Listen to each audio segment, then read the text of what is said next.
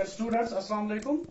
Today on 23rd of May 2020, I am Muhammad Jilani Shah in front of you from Girls Middle School, Gulusa. This is lesson for class 8, Geography, and today's topic is industries.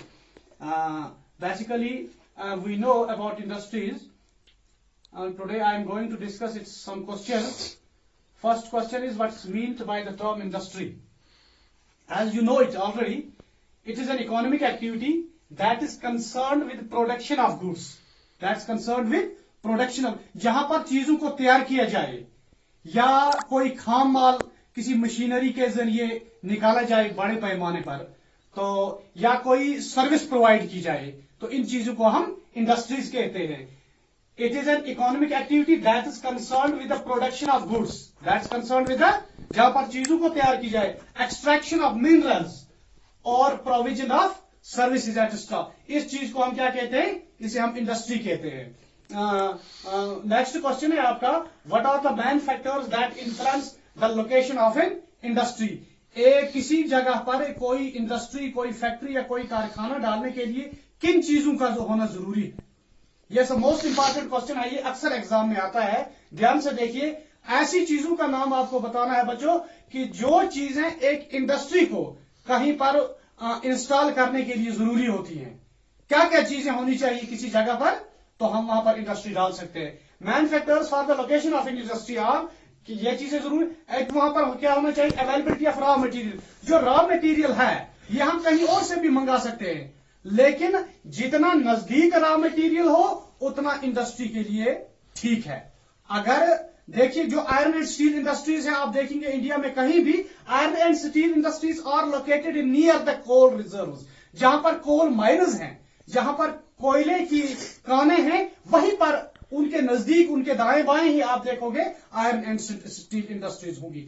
तो क्यों होंगी? क्योंकि इनको raw material वहां से easily available होता है. तो क्या पहली चीज जो जरूरी है for the location of an industry, that is availability of raw material. Availability of raw material होना चाहिए और नजदीक होना चाहिए. दूसरा क्या है? लैंड होनी चाहिए, क्योंकि इंडस्ट्री है, कोई मामूली सी फैक्ट्री नहीं है, ये एक बहुत बड़ा जो है कि यहां पर इसको जमीन की जरूरत होती है, इसलिए लैंड होनी चाहिए, और ऐसी लैंड होनी चाहिए जो मुवाफिक हो इंडस्ट्री के. वाटर अवेलेबिलिटी होनी चाहिए. इंडस्ट्री में वाटर की भी बहुत जरूरत पड़ती है, वाटर भी वहां होना चाहिए अवेलेबल. ट्रांसपोर्ट इंडस्ट्री को मैनली दो चीजों के लिए जरूरत पड़ती है ट्रांसपोर्ट की, और बड़े पैमाने पर रेलवे ट्रांसपोर्ट हो या रोडवेज हो. रेलवेज की भी जरूरत पड़ती है, रोडवेज की भी जरूरत पड़ती है, इसलिए ट्रांसपोर्ट होना चाहिए. ट्रांसपोर्ट दो चीजों के लिए जरूरी है ज्यादा.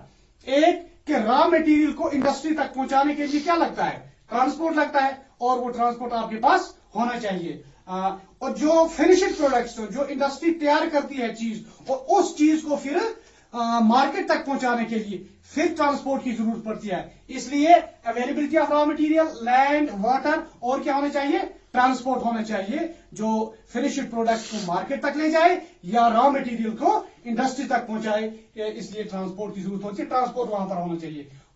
दूसरी बात, इलेक्ट्रिसिटी होनी चाहिए. इंडस्ट्री को चलाने के लिए बड़े पैमाने पर इलेक्ट्रिसिटी की जरूरत होती है, यह भी अवेलेबल होनी चाहिए. कैपिटल यानी कि पैसा वगैरह होना चाहिए, और मार्केट होना चाहिए नियर. जितना जैसे रॉ मटेरियल नजदीक जितना हो उतना इंडस्ट्री के लिए अच्छा है, जितना मार्केट, बड़ा मार्केट नजदीक हो इंडस्ट्री के लिए उतना ही जरूरी, उतना ही इंडस्ट्री के लिए ठीक है. इसलिए मार्केट का होना भी जरूरी है. तो इंडस्ट्री के लोकेशन के लिए आपने क्या चीजें याद रखी? अवेलेबिलिटी ऑफ रॉ मटेरियल होना चाहिए, लैंड होनी चाहिए, वाटर होनी चाहिए, ट्रांसपोर्ट होना चाहिए, इलेक्ट्रिसिटी होनी चाहिए, कैपिटल और market. These things are very much important for the location of an industry somewhere. तो क्वेश्चन नंबर 3 है, which industry is often referred to as backbone of the modern industry.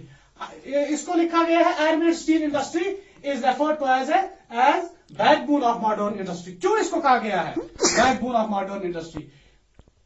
इसको इसलिए कहा गया है बैकबोन ऑफ मॉडर्न इंडस्ट्री कि iron and steel industry जो है, पहली चीज आपने ये याद रखी कि आयरन एंड स्टील इंडस्ट्री को बैकबोन ऑफ मॉडर्न इंडस्ट्री कहा जाता है. क्यों इसको बैकबोन ऑफ मॉडर्न इंडस्ट्री कहा जाता है? क्यों इसलिए कहा जाता है इसको बैकबोन ऑफ मॉडर्न इंडस्ट्री, क्योंकि इस इंडस्ट्री के जो प्रोडक्ट्स हैं, स्टील है या आयरन है, ये बाकी इंडस्ट्रीज को इसकी जरूरत पड़ती है। ऑटोमोबाइल इंडस्ट्री है, एयरक्राफ्ट इंडस्ट्री है, वो प्रोडक्ट्स यूज करते हैं। किन से प्रोडक्ट्स? इस आयरन एंड स्टील इंडस्ट्री के।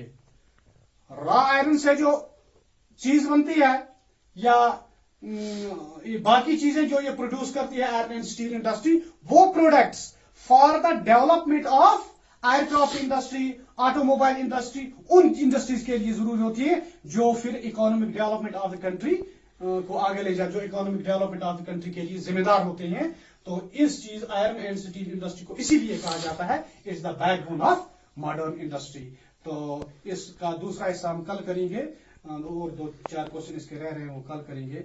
शुक्रिया आज के लिए।